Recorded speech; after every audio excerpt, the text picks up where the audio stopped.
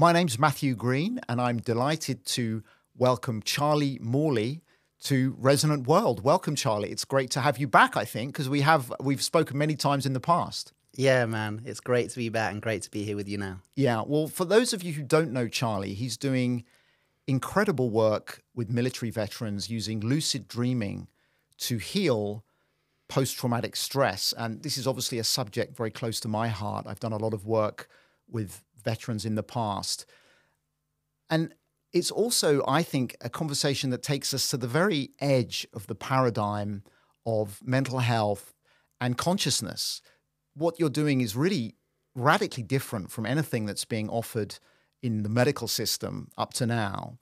And I'm really excited about exploring how your story, your journey to this topic, and the latest work you've been doing connects with the kind of work we do with Thomas Hubel on collective and intergenerational trauma and building healing communities that can obviously support the individuals that are suffering these terrible symptoms, but also drive bigger systemic change to meet some of society's most intractable challenges. So we've got a really exciting conversation ahead. Thanks, Charlie. So why don't we start with your story? Like, before we get to lucid dreaming, how did you get to be a lucid dreamer?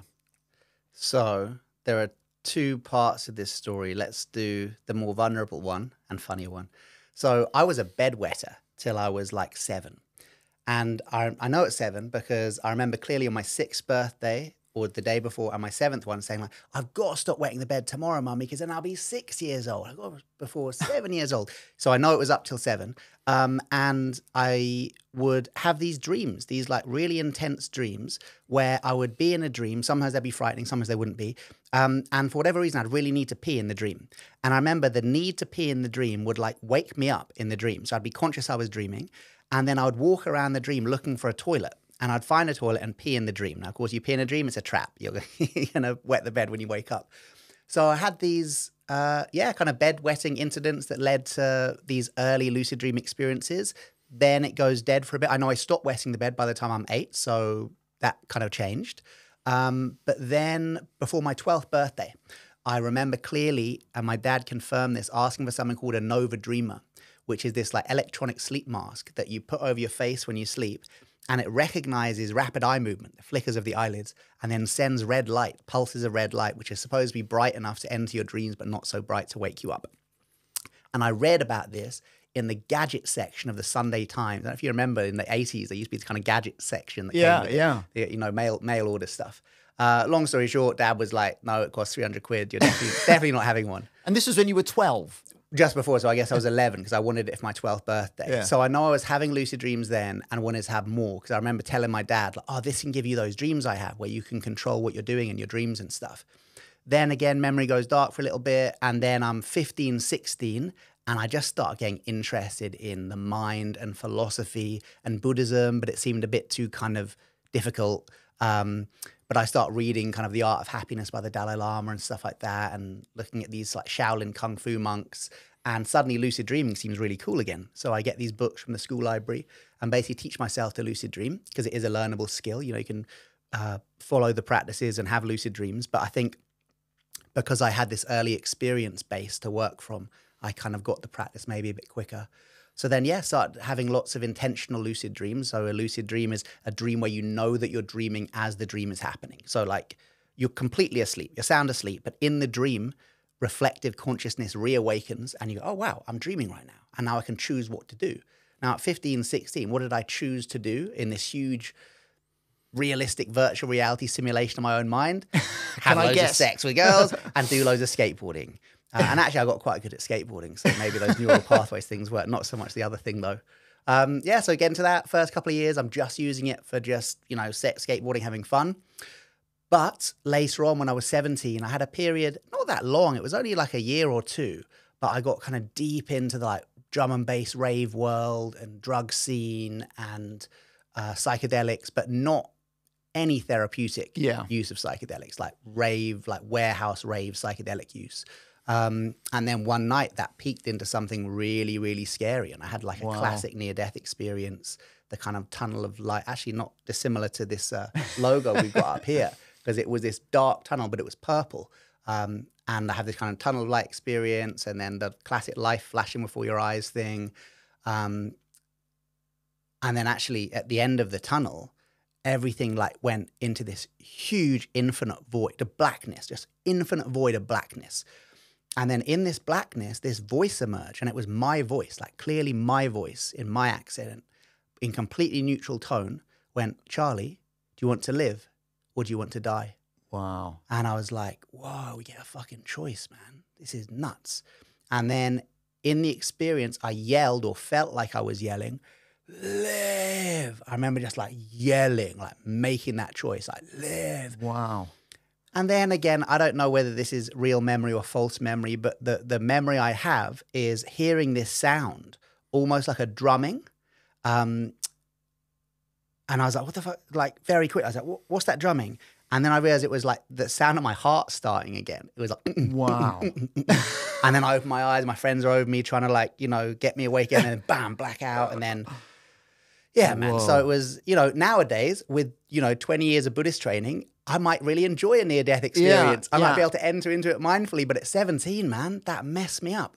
And I had really bad panic attacks, anxiety. I was like locking myself in the toilet cubicles at college. And actually, it was in the toilet cubicle that I had the real breakthrough, because it was just for my A-levels. So this was like 6 months later now, no, about four months later. And I'm in the toilet cubicle, locking myself in, because when I'd have these panic attacks, the sky seemed really high. It's a weird thing to say, but the sky seemed too high. So I'd want to be in a really enclosed space, like a toilet cubicle. And I locked myself in. I remember just thinking like, mate, it's like our A-levels in a few months. Like, what the fuck? You have to get this sorted.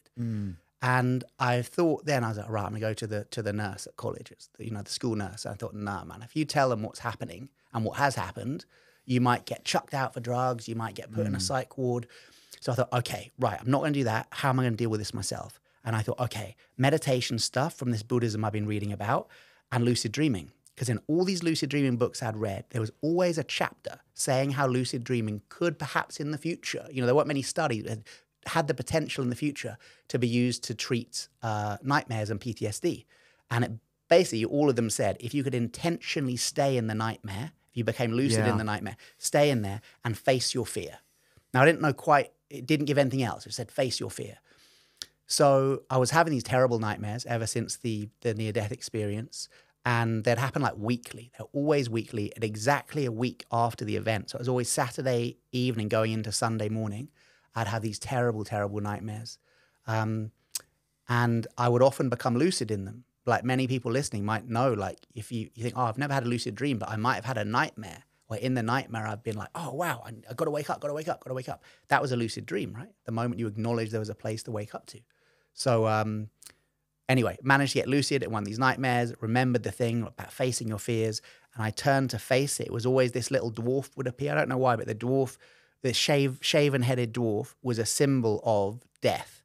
Like when he appeared, the dream would be totally normal, then this dwarf would appear just looking at me out of one eye. And that meant you didn't say yes. You're still in the NDE and you're dying. You're like in the death. So it hadn't resolved in some way. Man. It was, you'd had this epic initiatory moment, but part of you was still in it, actually. Yes. Very good point. Yeah. Very good point. I've never thought of it like that. Anyway, so I turned to face the dwarf, and I know you're supposed to hug him and show him love and integrate him, but I remember just being like, fuck off. Yeah. I get it. I get it. As in, like, I don't know what I'm meant by get it. Like, I get that this is a dream. I get that. I get what you're representing. I understand. And when I yelled this at the dwarf, his face changed. And rather than looking at one eye, he went, and then went, ta-da, like a magician, like, ta-da. And when he went, ta-da, the dream scene completely changed into what I kind of now realize must have been a 17-year-old's view of paradise. It was this big skateboard ramp, you know, the big vert skateboard ramps. And at the top of the skateboard ramp, there'd be girls in bikinis smoking spliffs. And like, that was obviously like my vision of paradise at 17. But I knew in that moment, I was like, whoa, it changed. And I knew I would never have that nightmare again. Yeah. I didn't. And I didn't know what PTSD was back then. But now, you know, 8 years of working with veterans and traumatized populations, I can absolutely kind of self-diagnose that I was having 4 or 5 months of PTSD nightmares. And that one lucid dream cured it. So then the anxiety resolved. They stopped. Yeah. So the nightmares stopped instantly. The daytime anxiety was like a slow fade. It took maybe like a week or so after that for the panic attacks to stop.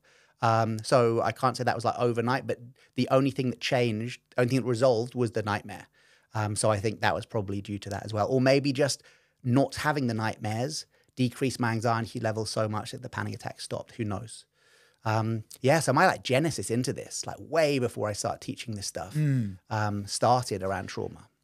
But it's amazing to think that you had this early impulse before the age of 12 to start exploring your consciousness in the dream world. And then this real threshold experience, this initiatory ordeal almost, this near-death experience that didn't fully resolve, that was leaving you with severe symptoms by the sounds of it. And then you were able to essentially heal yourself with what you were reading and integrating around lucid dreaming. But how did you then find more of a system or understanding that would enable you to build on that really embodied experience and actually begin to take that and share that with other people? So I'm like 17, right? So I'm doing my A-levels and stuff. So nothing really happens then. I have this big experience. And I did think like, fuck, that's nuts, man. I had that lucid dream and now like the nightmares stopped. That's cool. But I go back to being a teenager. It makes the contents of your A-level exams look fairly prosaic, doesn't it? That you're having these massive epic awakenings and healing moments. And meanwhile having to do your, write your English A-level or whatever you exactly were doing. That. It was English, yeah. So, I mean, what does happen after that is I get really into Buddhism. So up to that point, I'd been reading some Buddhist books. But after the near-death experience, because it was really bad afterwards, I didn't want to look at it again. But once the nightmares had stopped and I could then reflect on what happened, I was like, whoa, man, I had a near-death experience. That's nuts. So then I start looking at near-death stuff and Buddhism, and that leads you to Tibetan Buddhism. If you're looking at Buddhism, then you have an NDE.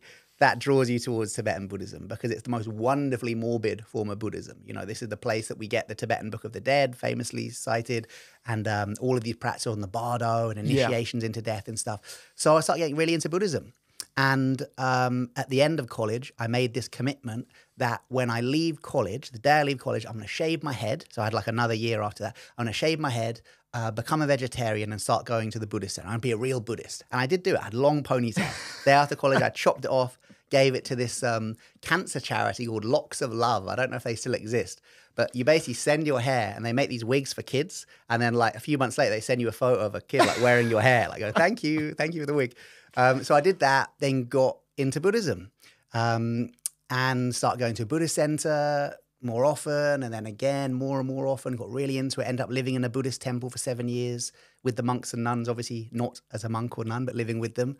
That was in London? Yeah, that was in London, like in Bermondsey. Yeah, people often think that this Buddhist center was in the countryside or somewhere. It wasn't. Or in the Himalayas. This is London, which was so cool because you're in this like haven of spirituality.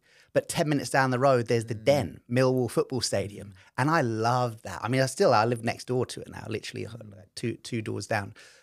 So it stayed in the Buddhist center. And I mean, this was actually before I started living in the center, but I started training with some Buddhist teachers who were teaching lucid dreaming in the context of Tibetan Buddhism. And you get this term dream yoga or milam naljo, which is a series of practices found within Tibetan Buddhism that have lucid dreaming at their core. So I get into Tibetan Buddhism, start reading all the death stuff, and then they keep talking about lucid dreaming as a preparation for death. I'm like, what? I've done lucid dreaming as a preparation for death. So suddenly everything started coming together. And then there were two people who were kind of teaching dream yoga in this particular Buddhist lineage. This guy called Rob Nairn, who's a Zimbabwean teacher who died last year, and a guy called Lama Yeshe Rinpoche, who's a indigenous Tibetan, who set up the first, or was part of the group who set up the first Buddhist center in the West, first Tibetan Buddhist center in the West, called Samaling. So I started training with them, doing all their retreats, getting kind of one-on-one teachings with them. And then a few years later, they thought it'd be a good idea if I gave a talk at one of Rob Nairn's retreats, workshops in London. I gave a talk, and then kind of another cool moment at the end of the talk, I gave a talk on lucid dreaming and my experiences, and then Rob Nairn, without asking me, goes, "Who thinks Charlie should run a 6-week lucid dreaming course starting next Tuesday?" And everyone puts their hand up. And I was like, wow, I feel like I'm in a movie right now, like on a Karate Kid moment. And then I did do a 6-week course. He actually gave me 2 weeks to prepare rather than one. And my mum drove me there because I was so sure that no one was going to turn up to the course that I wanted my mum to drive me there so she could drive me back and I wouldn't be embarrassed on the tube. And then we pulled up and I remember, oh yeah, we pulled up with my mum, right? And we drive, because there was no parking at the Buddhist Center. So we drive past the Buddhist Center and I go, oh my mum, there's a double booking. And she goes, what? And I go, look. And there's this line of people outside the Buddhist Center. And I literally thought it was a double booking. I was like, oh no, they put me on the wrong night. And I walked past this crowd and oh, hello, Charlie. And I'm like, what? And then Lama goes, look, Charlie, you're students. Wow. And like says like teasingly, you're students. I was like, whoa, is everyone here for the course? And I was like, wow. Yeah, so it was my mum and, 20 or 30 other people. And it went from there. Wow. I really want to learn to lucid dream. As I hear this, I do dream and I remember dreams. And we were talking earlier, I do keep a dream diary and I do read it back and see images. But the idea of actually coming awake in the dream holds enormous appeal to me. And I would love to learn that. Well, you got a really good foundation of dream work. I mean, the dream you were telling me before we came in now, it's like, that's not what in Buddhism you'd say a samsaric dream, a dream of kind of everyday samsara. That's like a clarity dream. Well, I should share it with our audience. I had a dream last night that my mother, who died a few years ago, came to visit me in the garden of our family home, where I used to live, and said to me, you don't feel safe in your body and you need EMDR, I will give it to you. This is EMDR, the eye movement desensitization and reprocessing. Many people are familiar, which uses some kind of bilateral stimulation to help process trauma. And I woke up, I thought, wow, that's a very unusual dream. I very rarely dream about my mother. In fact, the last time I really dreamed about her was very shortly before she died. And I had an impression of her and I thought she was ill for a long time. And her death was not a surprise to me after that.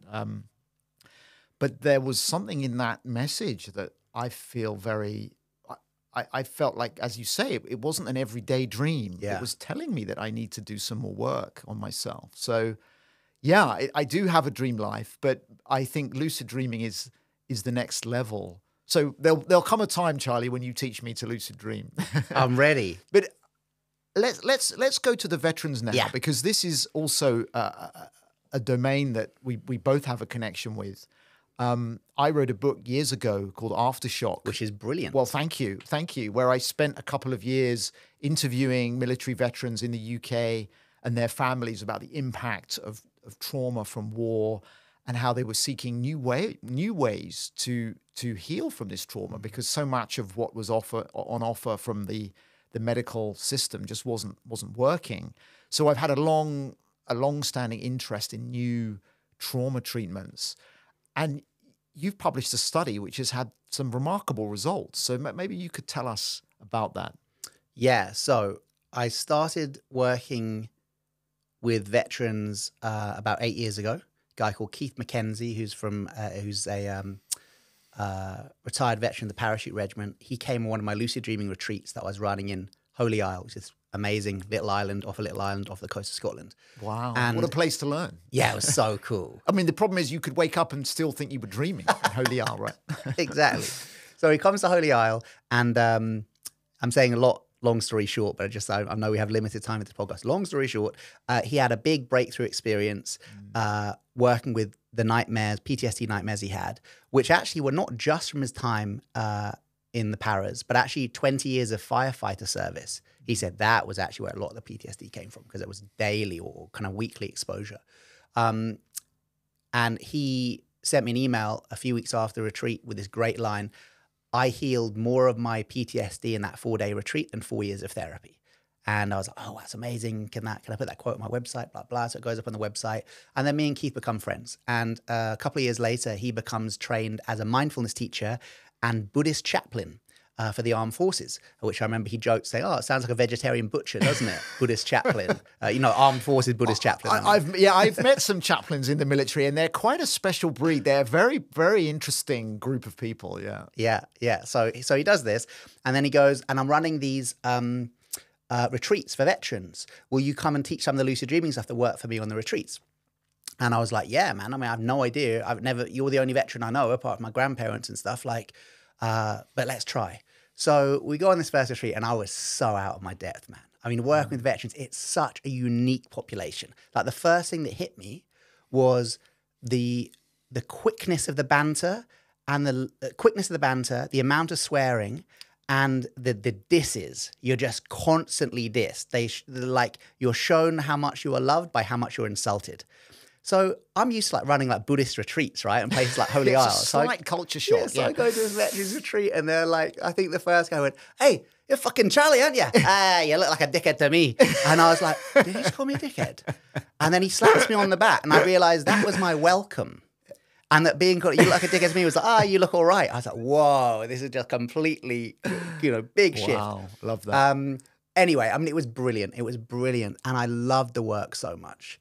And on like the first night when we were just looking at how the sleep stages work, before we'd even got onto lucid dreaming, we were looking at how the sleep stages work, how normal it is to wake up after 4 or 4.5 hours sleep because you have a natural break in the cycle. But at that point, the hypnopompic state, which is the state waking up, often puts the mind into sharp clarity, which is why you might get these thing called the 4 a.m. demons. We've been looking at what the 4 a.m. demons are.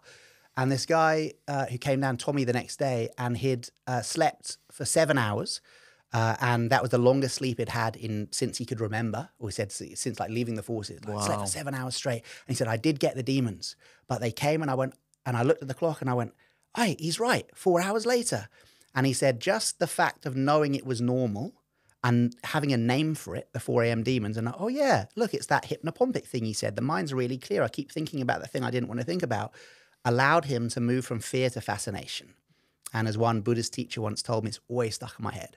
Fear and fascination cannot exist in the mind at the same time. So if you can move to a state of fascination or interest in that which scares curiosity. you, the fear goes. That's amazing. Yeah. And really to underline like how widespread that kind of awful insomnia, that paralyzing insomnia is for many, many veterans, but also many other people with trauma. And how much of, I think, and having read your book, Wake Up to Sleep, how much of our difficulties in sleeping are trauma-related as well. Like that's a whole piece where I think your work can help huge numbers of people, actually. Yeah, so the first few years that I was working was just with veterans. And I was under the naive assumption that the trauma of a military veteran would, of course, be far worse than the traumas of everyday populations. So it wasn't until about like 4 or 5 years of doing these retreats, especially designed for British military veterans, using lucid dreaming, breath work, yoga nidra, deep relaxation, all this other stuff, and qigong movements, that I started working with non-military traumatized populations. And I was under this naive assumption that like, oh, their trauma won't be as bad. Complete bullshit. Trauma is trauma, whether from a literal war zone or from a familial war zone. And often the trauma from a familial war zone is far worse. Yeah. Far worse, because it goes on for decades and it occurs in the safe space. A veteran going to a war zone, it's absolutely traumatic, absolutely terrible. Nobody doubts that. But there is a sense of knowing that I'm going into a war zone. There's a sense of expectation that what I'm about to meet is going to be a life or death situation. For people with complex PTSD who've grown up in houses where their safe space is a place of abuse and their safety givers have turned out to be abusers, that goes to a very deep level, and the trauma embeds itself very, very deeply in the body and brain system. So what I found out was actually trauma's trauma. So I started opening the workshops up to anyone who's working with trauma. And then beyond that, I realized everybody's got trauma. It's just degrees. Like if you were a child, you experience something traumatic. The act of being a child is traumatic. You have no sense of agency. You have no money. You have no choice.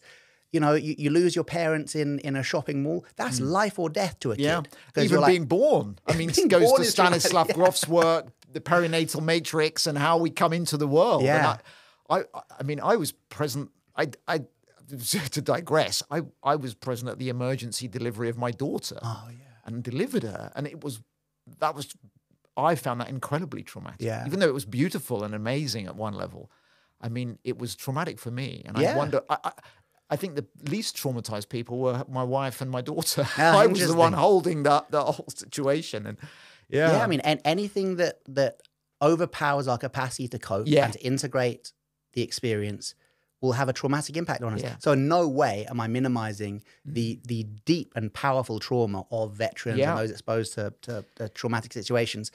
And also, I'm saying there are a lot of people who believe they're completely trauma-free who almost certainly aren't and could benefit. Well, that's the thing, isn't it? It's the way the trauma defense mechanism, in a way, absences or convinces us that we're okay and functioning when actually large parts of our system are shut down or frozen without us even realizing it. And we start to see symptoms in our life that we don't recognize as trauma symptoms, but which they absolutely are. Yes, denial and the normalization of our internally traumatized world are like two of the biggest defense mechanisms. And we see that, and looking at it from the kind of collective trauma perspective through the work with Thomas Hübl, we would see that operating on a societal level. So there is a kind of collective agreement that this is just the way things are. Yeah. This is how life is. When we would say, actually, no, this is what a hurt society is. It's not actually what life should be. Yeah. And so it impacts individuals, but when we have lots of individuals carrying trauma, it creates a traumatized society. I totally agree. And then becomes self-reinforcing because what is actually a trauma response is seen as normal. Yeah. I'm trying to remember, as you speak, that great quote from Gabor Mate, something like being classed normal in an abnormally traumatized society is nothing so great. Something like that. Yeah.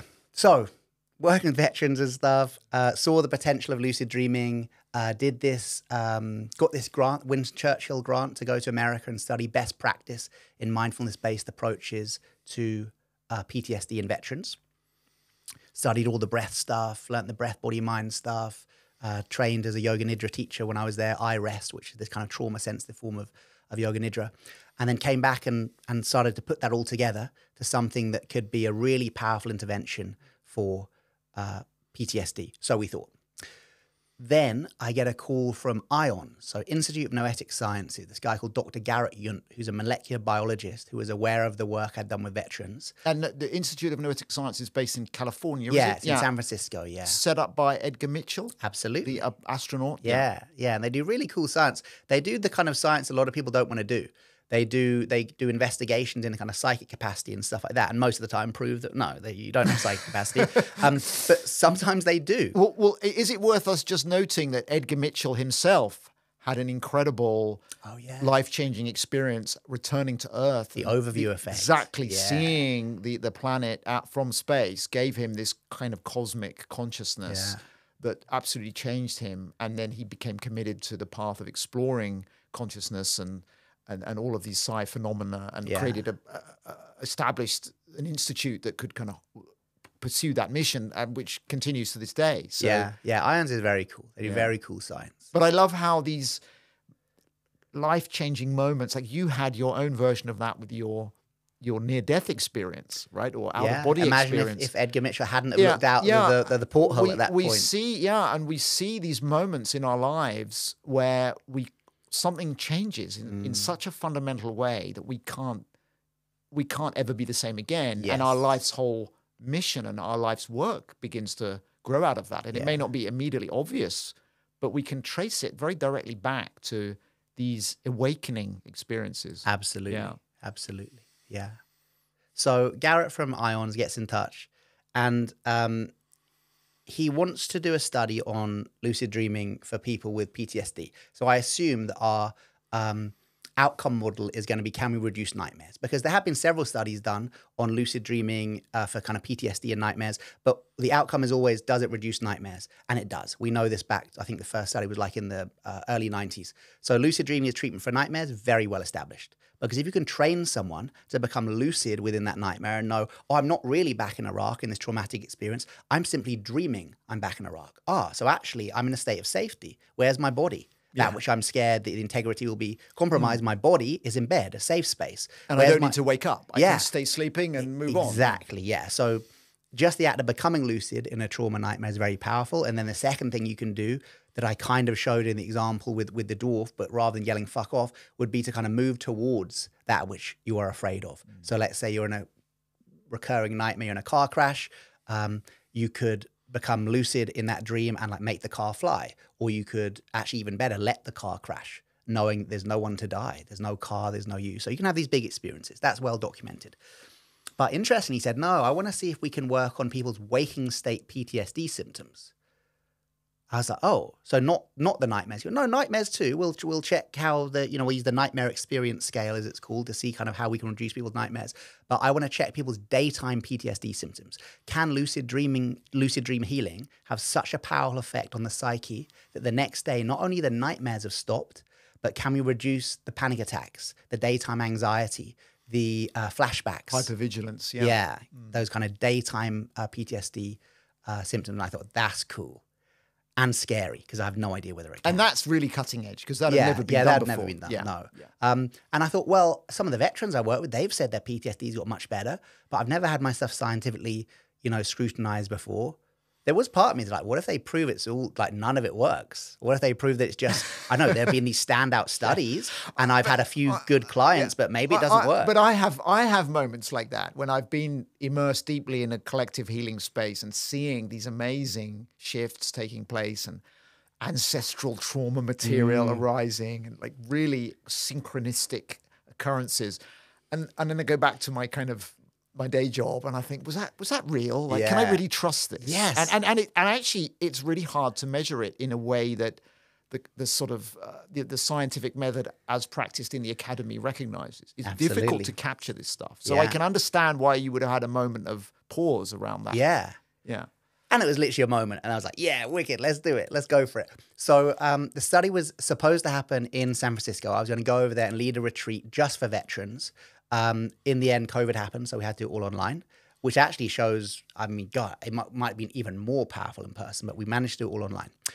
The way it was set up, we got 55 people, all of whom had chronic PTSD. So to get on to the study, you had to have chronic or treatment-resistant PTSD, and it had to be a high level. When you say chronic, how long? I don't know. I can't remember. But years?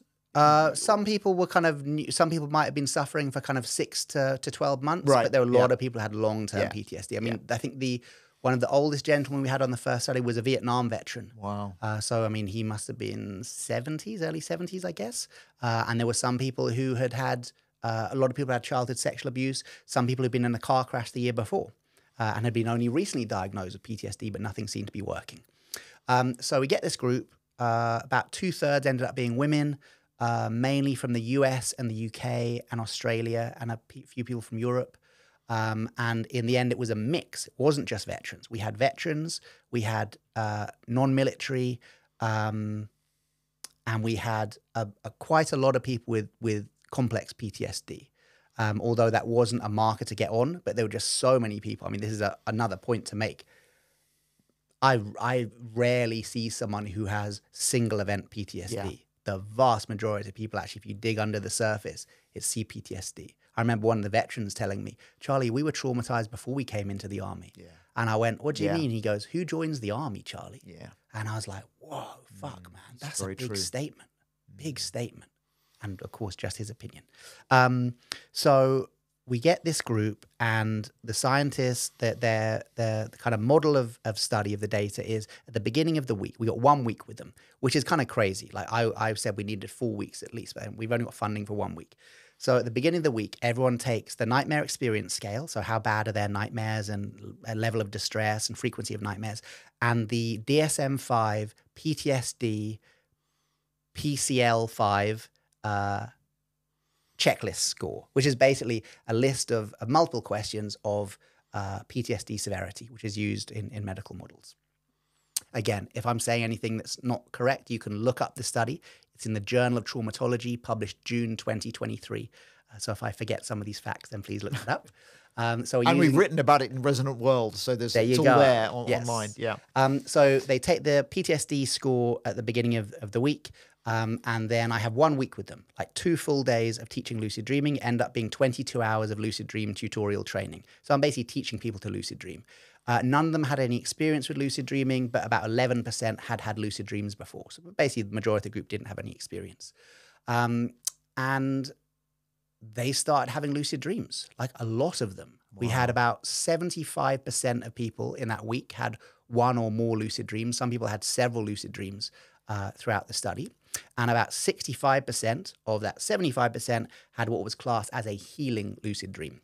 So the practices I was teaching people, because lucid dreaming is a learnable skill, they're kind of self-hypnosis techniques, their use of affirmations, falling asleep doing certain meditations, waking up at certain points in the middle of the night when you're most likely to be deep in a REM period, doing an affirmation practice, then dropping back in, certain things you do.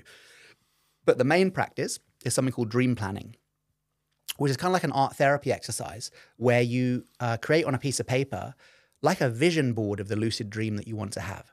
So we were asking people to write and draw the exact lucid dream they want to have. So this would mean choosing a certain traumatic event or traumatized aspect themselves that they want to directly send healing to in the lucid dream. Because there were so many people working with childhood sexual abuse, we realized that, to become lucid and call out like childhood trauma, come to me, and then meet this personification of their childhood trauma, which is possible, by the way, would be way too much exposure. And if you were to do that, probably you'll just wake up, because there seems to be this like inherent self-regulation mechanism in the mind that just a bit like putting your hand to fire. If it's too intense, you wake up, which actually makes lucid dreaming quite a safe form of trauma integration. If you go into trauma trigger in a one-on-one session in the waking state, there's no ejector seat. You're there until you can ground yourself. And if the therapist isn't holding space, well, who knows? Can you ground yourself? Whereas in a lucid dream, if it gets too intense, bam, you wake up off the ejector seat. So there's like something built in there. And of course, because it was a scientific study, we had to get this passed by the ethics committee and stuff like that. And all of them were very happy that it was safe. So for example, let's use this childhood sexual abuse model. So we thought, well, how is there a way that somebody can get to that part of themselves that's been wounded by childhood sexual abuse without having to directly confront the trauma in the lucid dream? And we thought, well, use the inner child. The inner child is this kind of concept popularized first by Jung and then many after him, which is the symbolic representation of your connection to childhood. So that part of you that still connects to your childhood, this kind of archetypal representation. Now, the cool thing about lucid dreaming is that once you're in a lucid dream, everything is a representation of your mind. Like your dream last night where you met your mum and she advised you to have EMDR, if you could become lucid in that dream, oh wait, my mum's dead, so that must mean I'm dreaming. Oh, mum. Oh, first of all, like, oh, mum. Like, oh, that really hit me. My own mum's died. And then, once you've embraced your mum, you could then ask her, what do you represent? And she can tell you. This is the cool thing in the lucid dream. Like, these representations of your mind will dialogue with you. That's amazing. So you can meet your fear. So, because obviously when you have your dream diary the next morning, you're kind of trying to puzzle it out. Yeah. And some people say you almost shouldn't interpret the dream, but we want to understand what it's trying to tell us. And it's very liminal. And I love the idea that you can just ask the question. Yeah. Yeah, if every dream is like a letter written from the unconscious to the conscious, as Jung said, a lucid dream is like a face-to-face conversation. It's like your unconscious there writing the letter, and then suddenly you're like in the office, and you're like, dude, and the letter was, mate, I was just writing to you, and now you're here. Okay, let's have a face-to-face. I love that. That's really amazing. Yeah, that's the image. Yeah. And of course, imagine if you had a pen pal for like decades, and then finally they walked into the room, you would not do small talk. Yeah. You would go, oh, Matt, I've been writing to you for decades. Mate, okay, first things first, daddy issues. Next thing, sexuality. Next thing, spiritual. It would bring in the big things, right? Yeah. So this is how the lucid dream works. So anyway, these a lot of people made dream plans to meet their inner child. They would become lucid and call out for their inner child because the inner child was the archetype that was most dominant within them at the time the abuse occurred. So we thought, well, if they can meet that archetype, they don't need to know what the trauma was. They don't need to discuss it. They just need to heal and love the inner child. And that will indirectly heal the trauma. So we thought that was the kind of, working hypothesis. Yeah, and it really connects with what I've been learning about and experiencing in the collective trauma work, is that trauma is what happens when we undergo an overwhelming experience out of relation.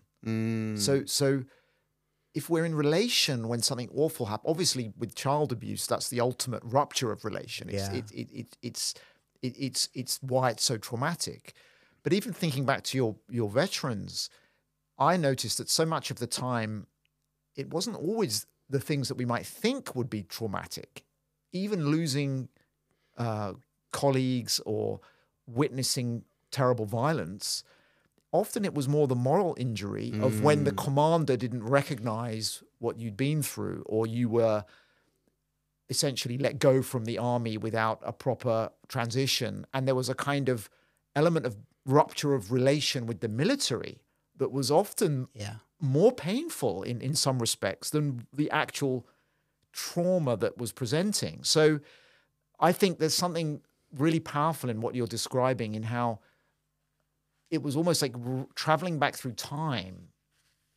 And we talk about this as well in the collective trauma work. The present can affect the past through trauma healing. Totally. There is a kind of backward causation that occurs, and it feels like you were almost opening a kind of wormhole into the unconscious to allow these people to reach back through time to their younger selves and provide the relation that was obviously ruptured, missing, or really violated at the time of their trauma. Absolutely. And actually saying that, Keith McKenzie, who I mentioned at the start, he had one of his big breakthroughs just doing the dream planning exercise. Right, wow. Just the act of drawing out that traumatic event and then putting in this time he flies away to safety or something like that. I can't actually remember what his change made.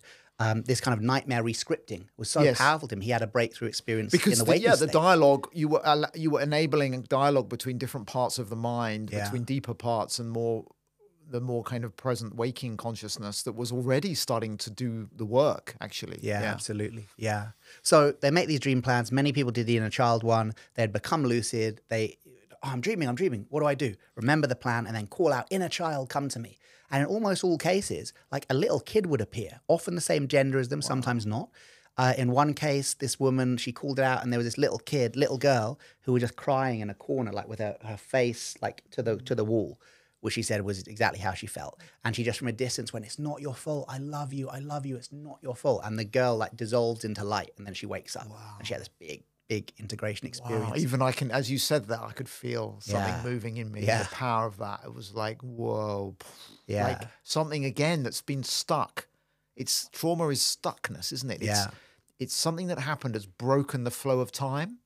And there's a piece of ourselves that is almost beside the river and needs to be retrieved. And in a shamanic idiom, we talk about soul retrieval. And we would think about energy fragmented from we can use different metaphysical frameworks, but there's some part of ourselves that's left behind that needs to be reintegrated. And that image of this child suddenly exploding into light feels like a beautiful illustration of that principle in action. Yeah. So cool. And I agree totally. Actually, and also, in case there are some people listening who aren't so esoterically minded, let's look at the neuroscience of how this works. I haven't mentioned this yet, actually. So once you become lucid in a dream, the prefrontal cortex becomes activated. So in a non-lucid dream, your prefrontal cortex is deactivated, which is, they believe, where your kind of sense of self, your sense of agency, your sense of I am having an experience is prefrontal cortex activated or activation. So in a non-lucid dream, that's deactivated. That's why you can dream you're other people. You can dream you're a kid or your friends with Beyonce and stuff like that, because your sense of self is very, very fluid. Once you become lucid, the prefrontal cortex reactivates. Makes sense, because you go, I am having a lucid dream. Okay, that makes sense, right? And they first discovered this in 2011 when they did the first fMRI scans on lucid dreamers. The next thing they found was, whoa, this is cool. Once the prefrontal cortex activates, neuroplasticity comes back online, which is disengaged in non-lucid dreaming.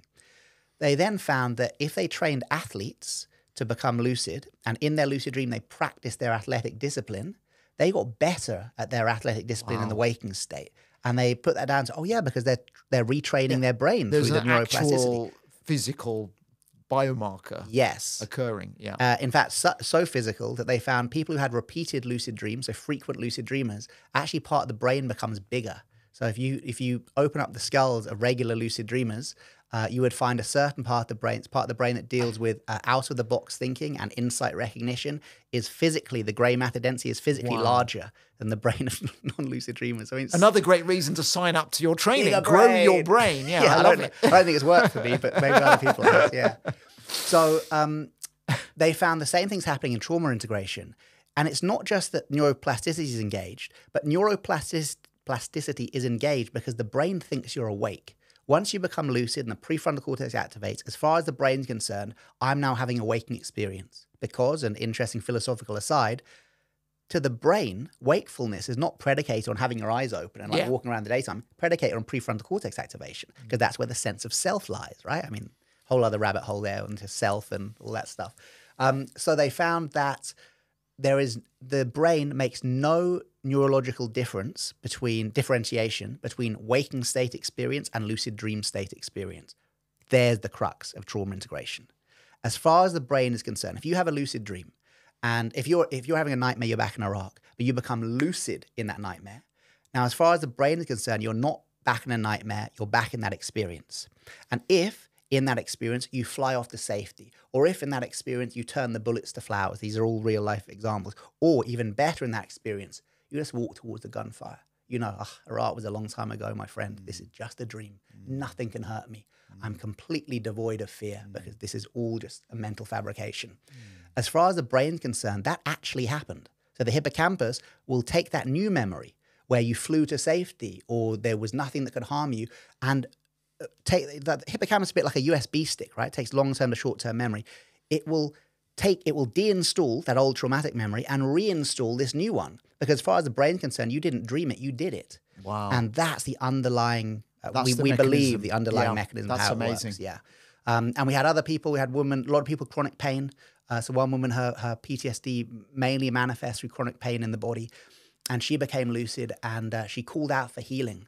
And when she called out for healing in the lucid dream, this big golden lozenge appeared. Like imagine a throat sweet, right? Like a Strepsil, but it was gold. And it's like shining light, and this light shines into her and she starts vibrating with energy, and then again like explodes into light. And she wakes up. And that was cool because she was kind of asking for interpretation. And I was saying, first, you don't need to. How do you feel? And secondly, I was like, if it were my dream, the lozenge would be a symbol of healing, right? I take lozenge when I've got a sore throat, when my communication is impaired. So lots of different examples, but basically we had 65% of people were able to have like what class a healing lucid dream. And after their dream and the end of the week, we would be taking their PTSD scores, and we found a direct correlation between the people who had the powerful healing lucid dreams and people whose their PTSD score just dropped off the scale. It's amazing. Yeah. So much so, and you've seen the graph. It is amazing. And I'll show the graph. Maybe we can flash that on screen and we see it. We had, by the end of the week, 85% of participants of the 55 who joined, their PTSD score had dropped so low through the lucid dreaming intervention alone, they actually were beneath the PTSD threshold. When I asked the scientist what that means, he goes, well, beneath the threshold. I was like, yeah, but what does that mean? He goes, well, it means that like if they took the test again, they wouldn't have PTSD. Yeah. And I was like, the fuck? They're no longer classified as having PTSD. And he was like, yeah. And we weren't expecting this, Charlie. So we're going to do a 4-week follow-up study. And I was like, why? And I got the sense that he was like, we don't quite believe these results, mate. So we need to do a 4-week follow-up just to check. Was it a flash in the pan? Was it some weird group therapy that developed over the week where people were just kind of mirror neuroning each other? What is it? So we checked in 4 weeks later, so ended the intervention. No more contact with anyone, no more lucid dreaming. But then 4 weeks later, we took PTSD scores again. They'd actually dropped on average 1 point below. So the healing had continued for at least a month afterwards. I would love to do a longitudinal study to see how many people now, a year or year and a half later, are still free of PTSD symptoms, but we didn't have the funding. What we did have the funding to do, though, was do a 100-person randomized control, which is like the golden standard, using exactly the same protocol, me teaching exactly the same techniques. And we got those results back last month. They're due to be published this summer, and we replicated results. Wow. So for anyone thinking, that was only 55 people, pilot study, how do you know it's true? We did it again under control conditions and replicated results. That's amazing. And just to emphasize that these are really extraordinary results, that you would have that degree of reduction in symptoms among so many people sustained over weeks. And as you say, I mean, we don't tend to use the word cure around trauma, right? But in a sense, you're getting towards being pretty symptom-free, right? Yeah. I mean, that is something very unusual for any trauma therapy, actually. Yeah, I've spoken about it so much now over the last kind of 6 months or so since we got the results published that I'm kind of, maybe the excitement has gone from my voice.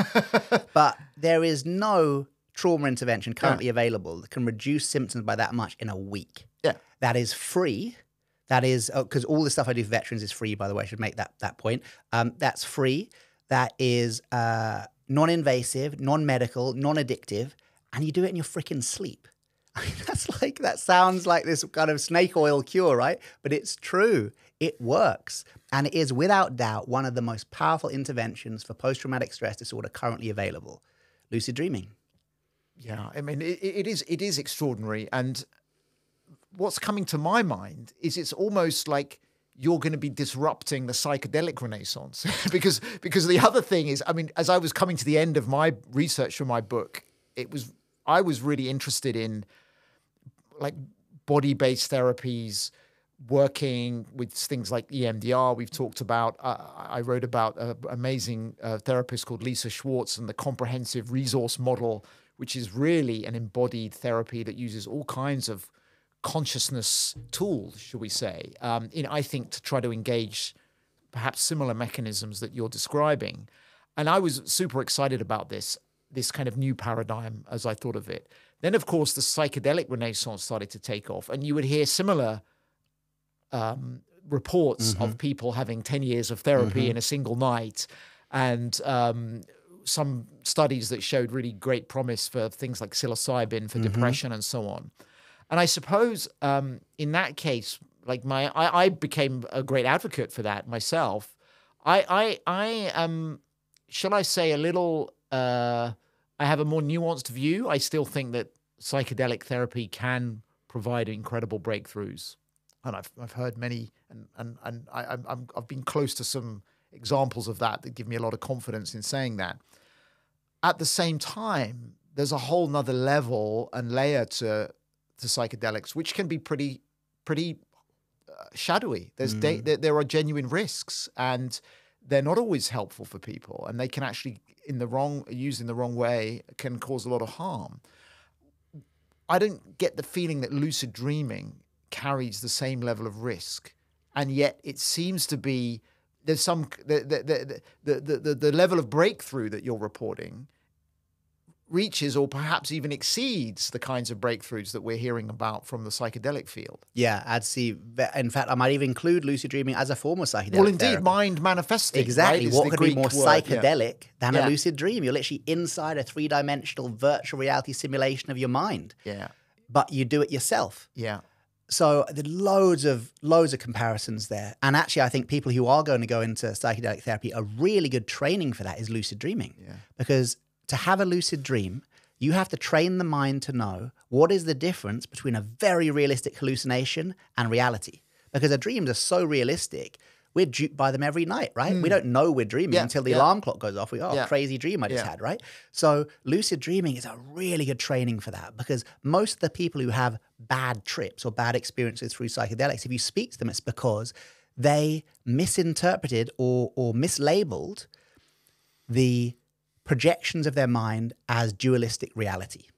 That there was a fucking demon there, man, a fucking demon. And it's like, I know those demons, they're fucking scary. But if you can be like, oh, whoa, it wasn't, I mean, it was a demon, but it was an internally generated demon of my trauma or demon of my fear, you know.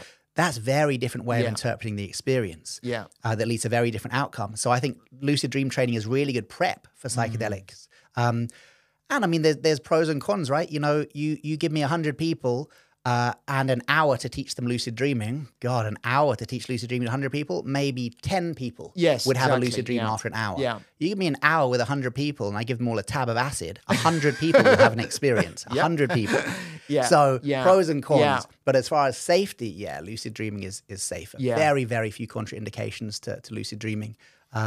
We had to go through very strict ethics committee stuff, working with obviously 100% of people with PTSD in the study. So we had to make sure it was super, super safe. Very, very few contraindications. So where do you go from here with this, Charlie? Because I suppose my great interest is collective trauma work, recognizing that trauma lives in societies, cultures, communities, institutions, systems at all levels.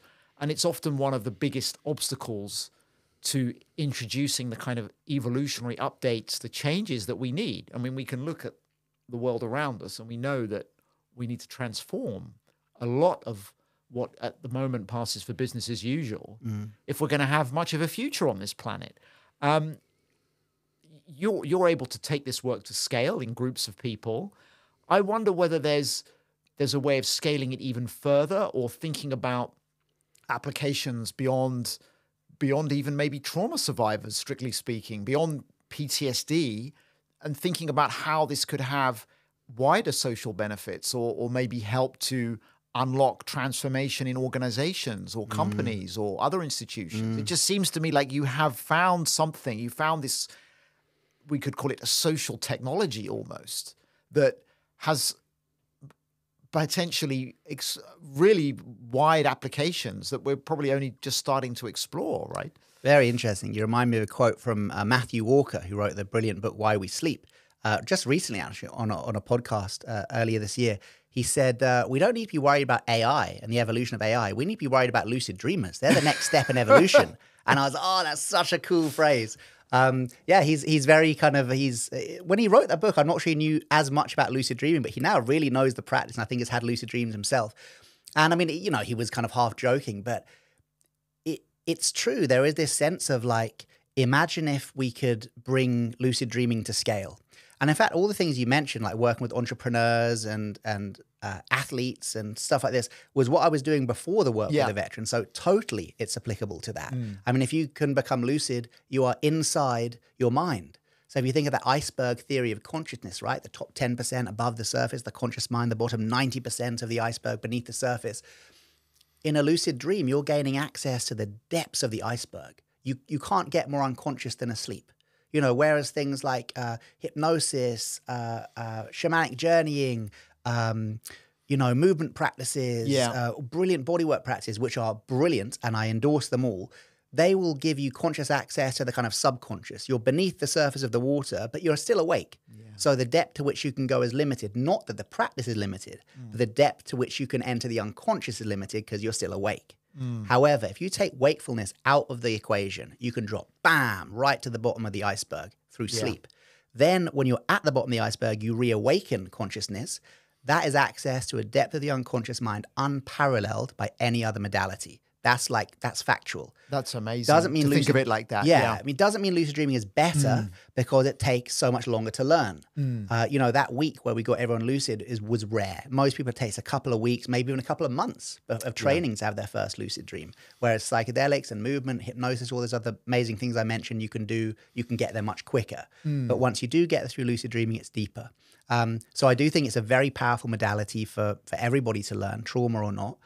And my kind of mission for the last few years, you know, there's this guy called Padmasambhava who is the person who penned the Tibetan Book of the Dead and introduced the lucid dreaming practices and kind of tantric Buddhism into Tibet.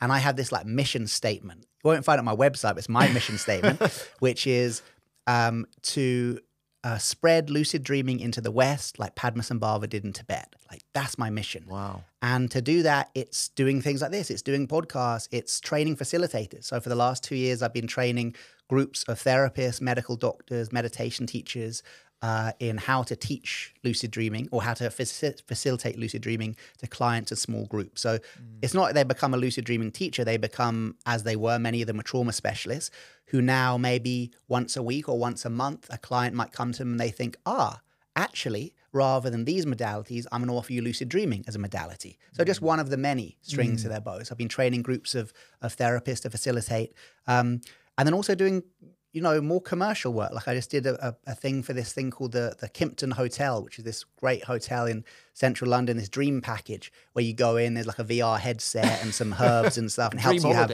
lucid, basically, which is very commercial. And environmentally friendly as a way to travel, exactly, right? Very low carbon. Yeah. And I'm willing to do that, absolutely, to spread the word of lucid dreaming. And that got so much press, like mainstream press. And the press was saying like lucid dreaming to the mainstream.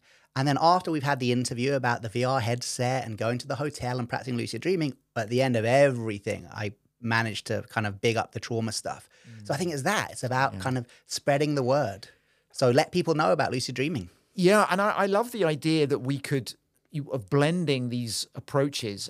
Obviously, a lot of the work we do with Thomas Hubel is very much about collective intelligence. Like when we come together in a group with certain relational practices, we call it transparent communication, we create a sense of safety where we discern that there's a kind of natural healing intelligence almost that's starting to operate in the group, between members of the group, and in the way certain interactions unfold. And then when you're watching someone else working through a trauma that may have resonance for your own life, you start to feel yourself processing in parallel, almost like parallel, like computers, parallel processing.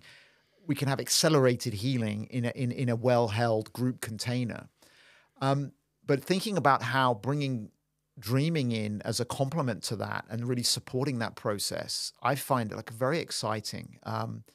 And I wonder whether there is whether there's a way to explore almost more forms of social dreaming, where you come together and share dreams, and whether this mysterious intelligence that we intuit at work sometimes might even be speaking to us through more than one individual at times. So good. Yeah. So, okay, firstly, I want to say there's a book that comes out next week. I haven't actually met this guy, but I'm on the pre-order of his book. Oh, good timing. There's a book called Why We Dream. So in the same way as Matthew Walker wrote Why We Sleep, it's called Why We Dream. It comes out next week. It's by a medical neuroscientist. I can't remember his name. I hope that is going to really reignite the discussion, not just on sleep, because sleep is such a hot topic for the last few years, and that's brilliant, but specifically dreaming. Because we know what dreams are for now. 15 years ago when I started this, the jury was still out. What is dreaming? Is it just neurological firing? Does it have any meaning? Probably not, blah, blah. Now we know exactly what dreaming is for reconsolidation of memory and integration of trauma.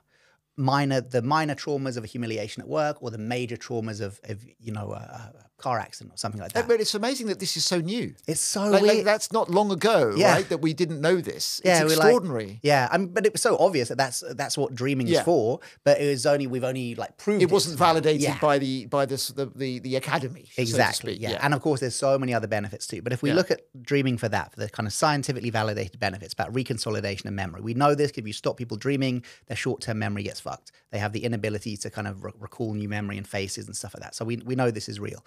So if you are working on a project at work and you're kind of a future planning, how am I going to start this thing? Or what's this project we're going to do with this conference I'm working on? That night, you are almost certainly going to have to work through that content, because if the brain will prioritize what it classes as high value events, and it will work through those high value events in your dreams. Very interesting to say, this also includes anxiety dreams. Very cool French study from, I forgot her name, a brilliant French neuroscientist whose name I've forgotten. We can put it in the show notes. She did a study looking at anxiety dreams and found a direct correlation between having anxiety dreams before a high-value event and how well that high-value event went. That having an anxiety dream before a hot date, or before a business proposal, or before a military exercise, and in that dream, the hot date goes terribly. The military exercise leads to death. The board meeting, you can't get your words out. Actually, you're more likely to have a great date, have a great military operation, and for that board meeting to go well if you had the anxiety dream the night. Because we'd think it would be the opposite, wouldn't we? Yes. We'd pathologize the anxiety and say, oh no, it shows that I'm worried and I'm not going to perform. Anxiety dreams are fire drills. Because it's kind of flushing it out of the system almost. Yeah. It's your brain saying, this is a really high value event for you, isn't it? So what I'm going to do is spend this time creatively working through worst case scenarios, not so that they happen, but so you're more likely to be able to meet the challenge should they happen. So we know that dreams are working through this. So if you're in a big business doing a big creative project and you are not looking at what your dreams are doing at night, you are missing a massive optimization point against the opposition, who might also be going for that same, project or something. Dreams are so powerful. And just by keeping a dream diary, that's all we need to do. You don't need to interpret it, but just by keeping a dream diary itself leads to increases in mental well-being. Again, very cool study.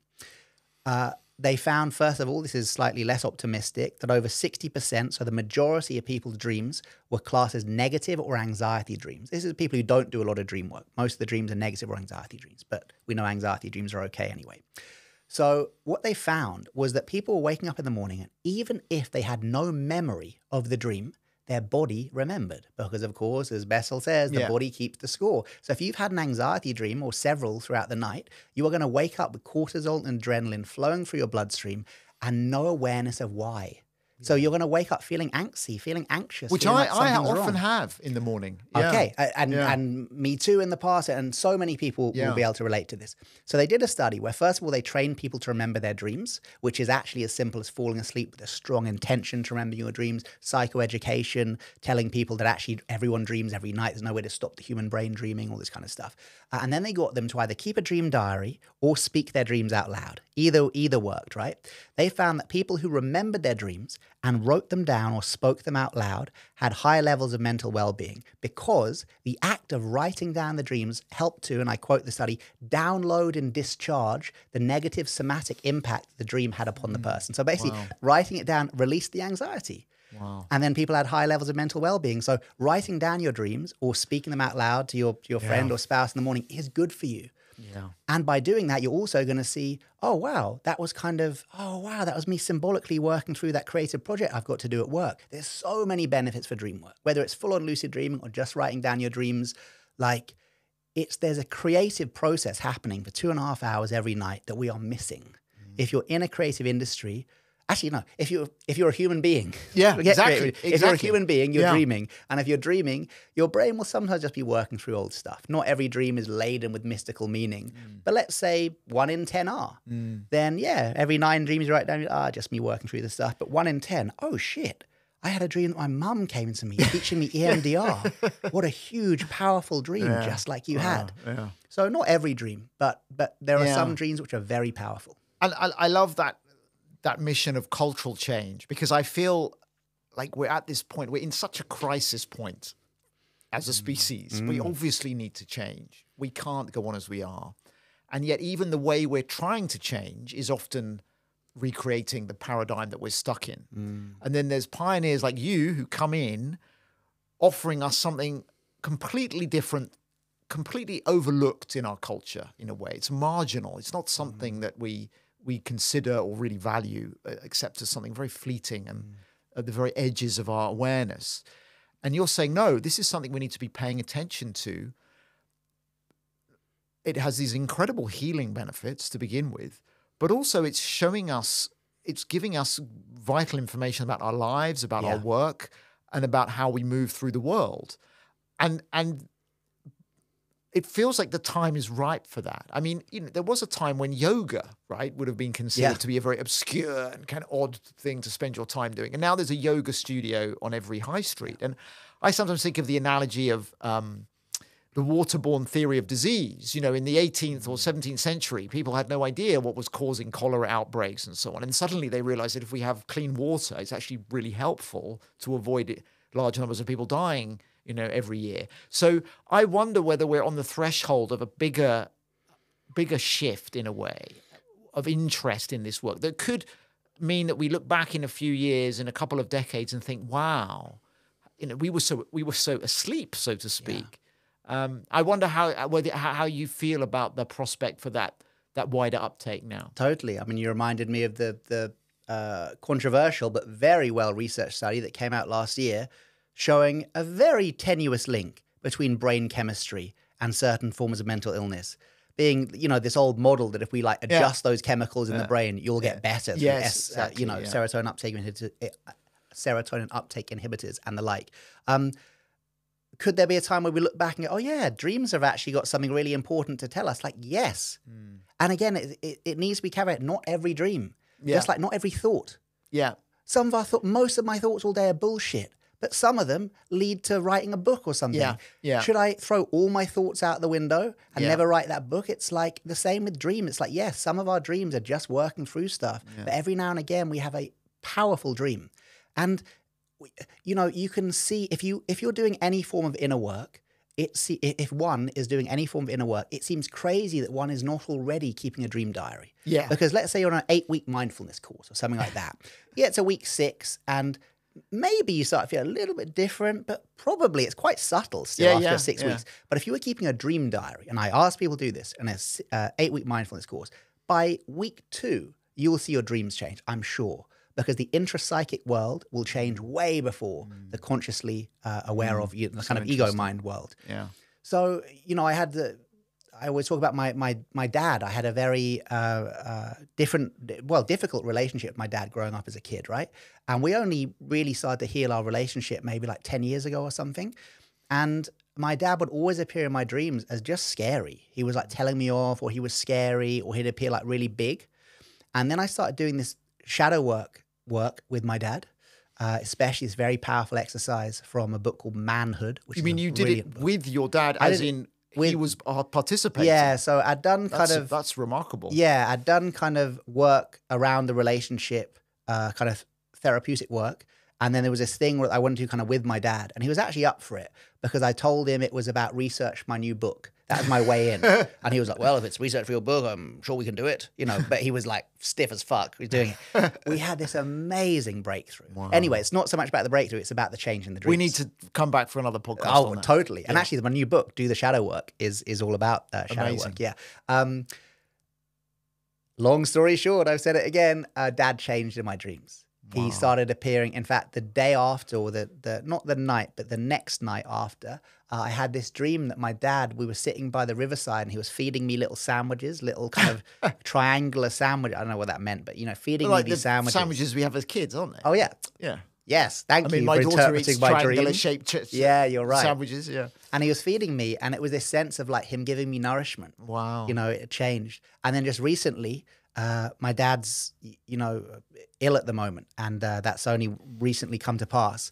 And that's completely changed our relationship too, because we realize that there's a limited amount of time now. And my dreams now with my dad, he just appears as so loving in my dreams. Wow. Because we've realized that any resentment that there might have been still in the past, we're like, mate, we got limited time. Just drop it. Just move into forgiveness. And the dreams have changed. It's like the dreams are a benchmark for our mental health journey. If you look at your dreams, you know, you want to know the state of your mind, look at your dreams.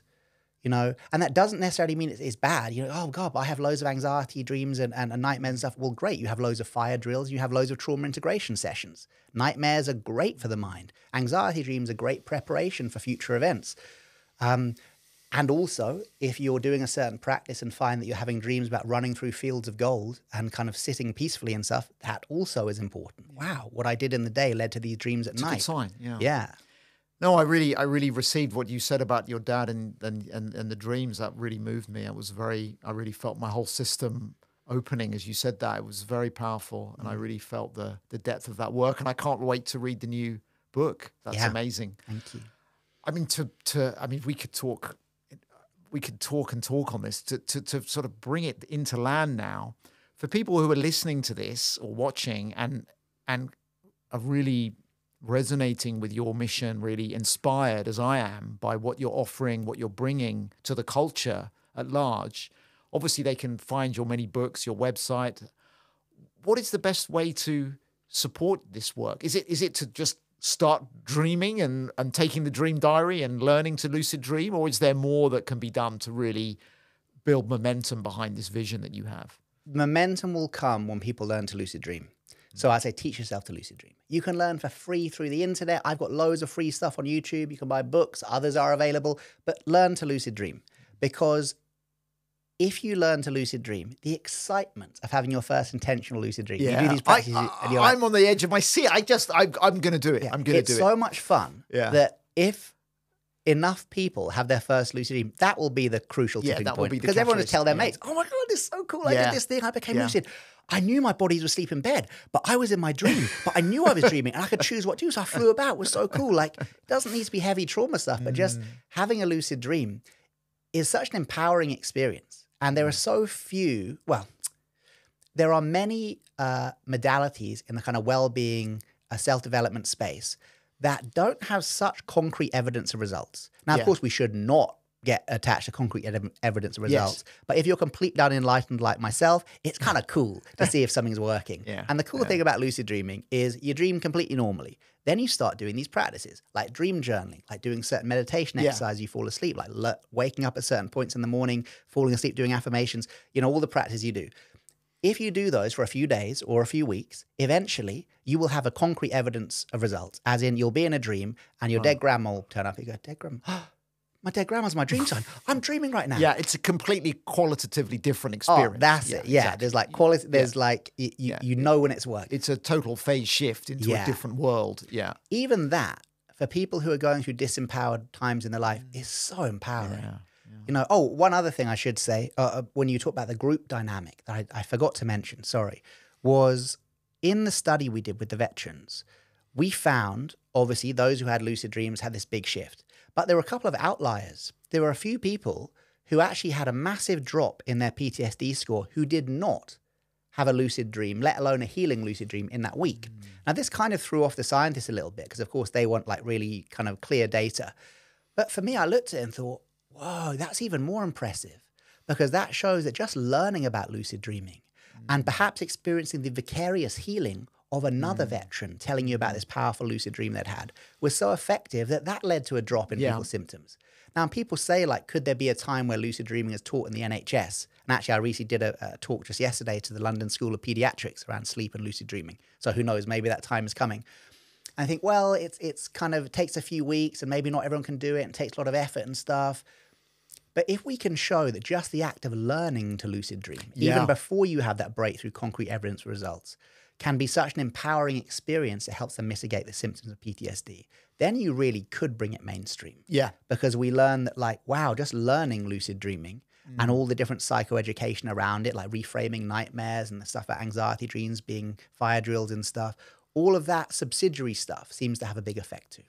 And I'm left with the question of whether there's some other mechanism at work in the group other than the learning, that there's some field effect, there's some resonance occurring between individuals, that the energy of the space you created has a kind of intelligence or allows intelligence to work in new ways. I think, and this is what we really explore in the collective and intergenerational trauma work, there's things that happen when we create a conscious field with healing intent that is not, that defies our linear models of cause and effect, which I think is really interesting. So I think we're touching on the very edge there of something very profound in terms of how we work together to heal in whatever way or modality we use.